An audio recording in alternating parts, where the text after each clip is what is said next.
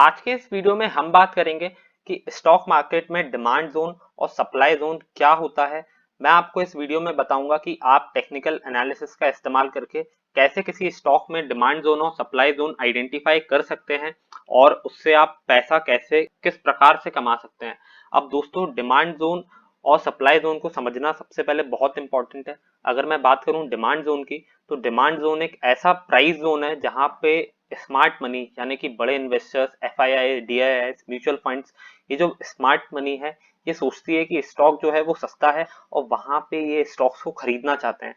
और वहीं अगर हम सप्लाई जोन की बात करें तो सप्लाई जोन एक ऐसा जोन हो गया दोस्तों जहां पे ये बड़ी स्मार्ट मनी सोचती है, बड़े इन्वेस्टर्स सोचते हैं कि स्टॉक जो है वो महंगा है और बेचने का वो सही समय है।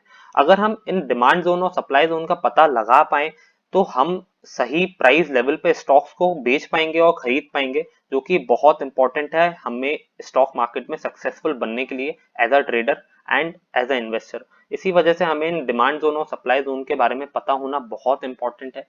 अब मैं बात करूं अगर कि ये आइडेंटिफिकेशन हम कैसे कर सकते हैं, तो यहाँ पे एक छोटा सा मैंने एग्जाम्पल लगा के रखा है। यहाँ पे मैंने बैंक निफ्टी का 5 मिनट का चार्ट लगा के रखा है। जो लोग इंट्राडे ट्रेडिंग करते हैं वो बेसिकली 3 मिनट्स और 5 मिनट्स का ही चार्ट यूज करते हैं।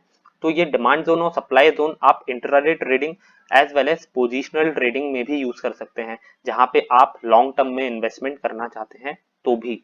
अब हम समझते हैं कि ये डिमांड जोन होता क्या है। अब दोस्तों, डिमांड जोन एक ऐसा जोन है जहां पे एक प्राइस लेवल पे दो से ज्यादा बार स्टॉक जो है वो आता है। अब यहाँ पे आप देख सकते हैं मैंने एक लाइन ड्रॉ करके रखी है 33,414 के ऊपर, जो कि बैंक निफ्टी का एक लेवल है। यहाँ पे स्टॉक जो है वो दो बार आया सेम लेवल पे, और जब भी ये डिमांड जोन के आसपास स्टॉक आता है, स्टॉक का प्राइस टकराता है, वहां से स्टॉक जो है वो ऊपर आना शुरू कर देता है। तो अगर आप ये डिमांड जोन आइडेंटिफाई कर पाए किसी स्टॉक पे, तो आप बहुत ज्यादा प्रॉफिटेबल ट्रेडर बन सकते हैं। क्योंकि यहाँ पे अगर आप डिमांड जोन के आसपास स्टॉक को खरीद लेंगे और यहाँ इसके जस्ट थोड़ा सा नीचे ही अपना स्टॉप लॉस रखेंगे, तो आप काफी अच्छा प्रॉफिट कमा सकते हैं इसमें दोस्तों। तो इसका आइडेंटिफिकेशन करना बहुत जरूरी है। अगर आप डिमांड जोन और सप्लाई जोन को पढ़ना सीख जाएंगे तो आप प्राइस एक्शन को समझने लगेंगे। आप ये समझने लगेंगे स्टॉक मार्केट में प्राइजेस को पढ़ के कि कब मैं खरीद सकता हूँ और कब मैं बेच सकता हूँ। यहाँ पे मैंने दोस्तों सप्लाई जोन का एक एग्जांपल लगा लिया है। आप यहाँ पे देख सकते हैं मैंने टाटा कंसल्टेंसी लिमिटेड का वन डे का चार्ट लगाया है। अब यहाँ पे हमने वन डे को इसलिए इस्तेमाल किया है क्योंकि ये जो सप्लाई जोन और डिमांड जोन है इसको हम लॉन्ग टर्म में भी यूज कर सकते हैं अगर हम इन्वेस्टमेंट करना चाहते हैं किसी स्टॉक में। तो जब भी हम इन्वेस्टमेंट करने जाते हैं और अगर उससे पहले हम इन चार्ट्स को पढ़ लें और डिमांड और सप्लाई जोन का पता लगा लें तो हमें एक बेहतर प्राइस पॉइंट मिल सकता है। तो यहाँ पे आप इस चार्ट के ऊपर देख सकते हैं मैंने एक और सप्लाई जोन आइडेंटिफाई किया है। 2269 रुपीज का लेवल है ये, और जब भी स्टॉक इस प्राइस पे आता है तो यहाँ से आके नीचे गिरना शुरू कर देता है। तो अगर आप ऐसे सप्लाई जोन्स को आइडेंटिफाई कर पाएंगे तो हो सकता है आपके पास अगर ये स्टॉक्स रखे हो तो आप अपनी होल्डिंग बेच दें और एक बेहतर प्राइस पे वापस से खरीद लें। अगर आप इन डिमांड जोन को आइडेंटिफाई कर पाए तो आप एक बेहतर प्राइस पर स्टॉक्स को खरीद पाएंगे। तो ये था बेसिक डिमांड और सप्लाई जोन। अब दोस्तों, डिमांड जोन को सपोर्ट भी बोला जाता है और ये जो सप्लाई जोन है इसको रेजिस्टेंस भी बोला जाता है। अब मैं अगर इसके आपको कुछ लाइव एग्जांपल्स दिखा दूं तो आप अपनी स्क्रीन के ऊपर देख सकते हैं कि यहाँ पे डाउ जोन्स इंडस्ट्रियल एवरेज, जो कि एक अमेरिकन इंडेक्स है, मेरे ख्याल से दुनिया का ये सबसे पुराना इंडेक्स होगा जो कि अभी ट्रेडिंग हो रही है। यहाँ पे मैं आपको लाइव मार्केट का डेटा दिखा रहा हूँ। अगर मैं डेटा विंडो को खोलूं तो आप यहाँ पे देख सकते हैं कि ये जो स्टॉक के प्राइजेस हैं ये बढ़ और घट रहे हैं। तो यहाँ पे जो भी डेटा आप देख रहे हैं वो एकदम लाइव है। अब दोस्तों, यहाँ पे हम कैंडल स्टिक चार्टिंग का इस्तेमाल नहीं कर रहे हैं। ऐसा इसलिए है क्योंकि कैंडल स्टिक में डिमांड लेवल और सप्लाई लेवल्स को पढ़ पाना थोड़ा सा मुश्किल है।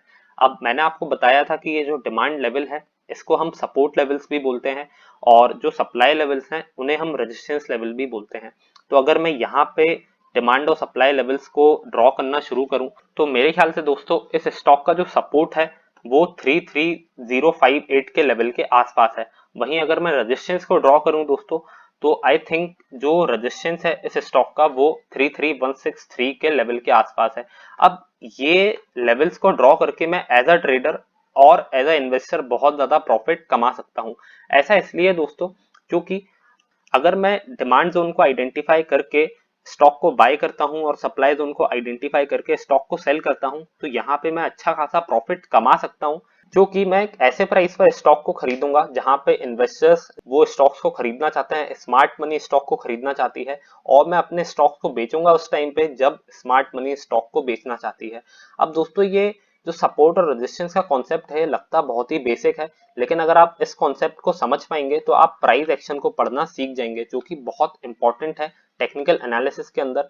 यहाँ पे मैं बहुत सारे डिमांड जोन और सप्लाई जोन आइडेंटिफाई कर सकता हूँ दोस्तों। जैसे ये एक और सप्लाई जोन है जो मैंने आइडेंटिफाई किया। जैसा कि आप अभी देख सकते हैं कि जो स्टॉक का प्राइस है वो इस डिमांड जोन के आसपास आ रहा है, तो यहाँ पे एक बाइंग अपॉर्चुनिटी बन सकती है। लेकिन दोस्तों आप इसका इस्तेमाल करके अभी स्टॉक्स को बाय और सेल मत कीजिएगा, क्योंकि इसमें और भी काफी सारी चीजें हैं जो आप सीख सकते हैं। अगर आप ये सारी चीजें सीखना चाहते हैं तो मेरे चैनल पे आप टेक्निकल एनालिसिस करके एक प्लेलिस्ट है मेरे यूट्यूब चैनल पे, आप जाकर उस प्लेलिस्ट को एक्सेस कर सकते हैं और वहां से आप टेक्निकल एनालिसिस को इन डेप्थ सीख सकते हैं। अब मैं कुछ एडवांस कॉन्सेप्ट आपको समझाने वाला हूँ सपोर्ट और रेजिस्टेंस के बारे में। दोस्तों जो डिमांड जोन है उसको हम सपोर्ट बोलते हैं, सप्लाई जोन है उसको हम रेजिस्टेंस बोलते हैं, इतना तो मैं आपको बता ही चुका हूँ। लेकिन दोस्तों ये जो सपोर्ट लेवल है अगर ये टूट जाता है तो ये रेजिस्टेंस बन सकता है, और ये जो रेजिस्टेंस लेवल है अगर टूट जाता है तो ये सपोर्ट बन सकता है। यहाँ पर हम सपोर्ट और रेजिस्टेंस के एग्जांपल को और अच्छे से समझने के लिए एक बिल्डिंग का एग्जांपल लेते हैं दोस्तों। इस बिल्डिंग में 3 फ्लोर हैं, एक ग्राउंड फ्लोर है, एक फर्स्ट फ्लोर है और एक सेकंड फ्लोर है। और यहाँ पे बीच में हमारे चिंटू भाई खड़े हुए हैं फर्स्ट फ्लोर पे। और जैसा कि आप लोग समझ सकते हैं इस डायग्राम को देख के कि जब चिंटू भाई हमारे फर्स्ट फ्लोर पे खड़े हुए हैं तो ये जो फ्लोर है दोस्तों ये चिंटू भाई को सपोर्ट दे रहा है, यानी कि चिंटू भाई फ्लोर के ऊपर ही खड़े हैं। अगर ये फ्लोर नहीं होगा तो चिंटू भाई यहाँ से गिर जाएंगे और ग्राउंड फ्लोर पे आके गिर जाएंगे। लेकिन यहाँ पे सपोर्ट है दोस्तों, यहाँ पे फ्लोर है, इसलिए चिंटू भाई इसके नीचे नहीं जा सकते। वही अगर हम इस सीलिंग को देखें दोस्तों, तो इस सीलिंग के ऊपर जाना भी चिंटू भाई के लिए पॉसिबल नहीं है, क्योंकि सीलिंग जो है एक रेजिस्टेंस की तरह एक्ट करेगी इनके लिए। ऐसा ही स्टॉक मार्केट में होता है दोस्तों, सपोर्ट और रेजिस्टेंस ऐसे ही काम करते हैं स्टॉक मार्केट में। लेकिन यहाँ पे अगर मैं चिंटू भाई को एक सीडी लाके दे दूं और चिंटू भाई से बोलूं कि ये लो भैया सीडी का इस्तेमाल करो और आप जो हो सीडी को चढ़ के ऊपर चले जाओ, तो अब जब चिंटू भाई सेकंड फ्लोर पे आ चुके हैं तो ये जो दोस्तों सीलिंग थी जो कि एक रेजिस्टेंस की तरह काम कर रही थी, अब वो एक सपोर्ट की तरह काम करेगी। अब पहले जब चिंटू भाई के पास सीडी नहीं थी तो ये सीलिंग एक रेजिस्टेंस की तरह काम कर रही थी। लेकिन जैसे ही चिंटू भाई को सीडी मिली, चिंटू भाई ऊपर चढ़ गए, सेकंड फ्लोर पे आ गए। अब ये जो सीलिंग है दोस्तों ये सपोर्ट की तरह काम कर रही है, और इसके ऊपर वाला जो फ्लोर है दोस्तों वो अब इनके लिए सीलिंग का काम कर रहा है, ये जो फ्लोर है ये सपोर्ट की तरह काम कर रहा है। ऐसा ही स्टॉक मार्केट में भी होता है दोस्तों, जब भी कोई सपोर्ट टूट जाता है तो वो रेजिस्टेंस बन जाता है, और जब भी कोई रेजिस्टेंस टूट जाता है तो वो सपोर्ट बन जाता है। अब इस चीज को हम एक और बार लाइव एग्जांपल में समझ लेते हैं। अब सपोर्ट और रेजिस्टेंस को और अच्छे से समझने के लिए मैंने यहाँ पे एक और एग्जांपल लगा लिया है।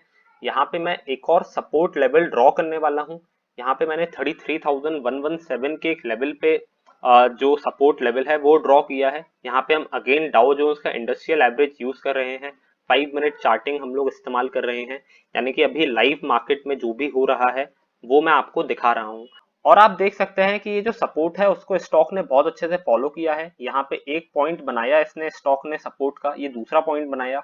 जब ये 2 पॉइंट मुझे मिल गए तो मैंने यहाँ पे एक सपोर्ट की लाइन ड्रॉ कर दी, और आप देख सकते हैं कि स्टॉक बहुत ही बढ़िया तरीके से फॉलो कर रहा था। लेकिन यहाँ पे आप देख सकते हैं कि वापस से ये जो सपोर्ट लेवल है ये टूट गया और ये सपोर्ट लेवल रेजिस्टेंस लेवल की तरह एक्ट करने लगा। फिर जब ये वापस से लेवल टूटा तो ये लेवल वापस से सपोर्ट की तरह काम करने लगा। अब ये लेवल जब टूट चुका है एक और बार तो ये जो लेवल है ये रेजिस्टेंस की तरह काम कर रहा है।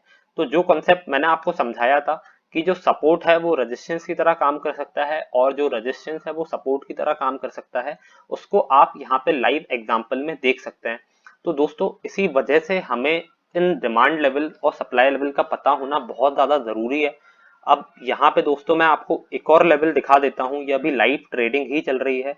यहाँ पे मैं अगर एक और लेवल ड्रॉ करूँ तो आप देख सकते हैं कि जो स्टॉक है वो यहाँ पे ये पहला पॉइंट है जहाँ पे ये स्टॉक सपोर्ट ले रहा है, ये दूसरा पॉइंट है जहाँ पे सपोर्ट ले रहा है स्टॉक, और ये जो तीसरा पॉइंट है दोस्तों इसने जस्ट अभी यहाँ पे एक और सपोर्ट पॉइंट बनाया। तो ये जो सपोर्ट और रेजिस्टेंस है स्टॉक मार्केट में रियल में काम करते हैं, लेकिन इस सपोर्ट और रेजिस्टेंस लेवल को समझने के लिए आपको थोड़ी सी प्रैक्टिस करनी पड़ेगी। आपको ऐसे ही प्राइस डेटा पे कुछ सपोर्ट और रेजिस्टेंस लेवल को ड्रॉ करना होगा, तभी आपको ये चीज आएगी। अगर आप डिमांड एंड सप्लाई लेवल्स को बहुत अच्छे से ड्रॉ करना जान जाते हैं तो आप प्राइस एक्शन को बहुत अच्छे तरीके से समझ पाएंगे स्टॉक मार्केट के अंदर, और ये आपको बेटर एग्जिट्स और बेटर एंट्रीज लेने के लिए हेल्प करेगा। तो दोस्तों ये था आज का वीडियो डिमांड जोन और सप्लाई जोन के ऊपर। उम्मीद करता हूं आपको ये वीडियो बहुत पसंद आया होगा। अगर वीडियो पसंद आया हो तो लाइक कीजिएगा, ऐसे सब्सक्राइब करिएगा हमारे चैनल को। और दोस्तों अगर आप ऐसे ही वीडियोस देखना चाहते हैं टेक्निकल एनालिसिस की, तो आप हमारी टेक्निकल एनालिसिस की प्लेलिस्ट को एक बार चेकआउट कर सकते हैं। वहां पे मैं टेक्निकल एनालिसिस के ऊपर बहुत सारा कंटेंट डालने वाला हूं आने वाली वीडियोस में। Thank you for watching this video.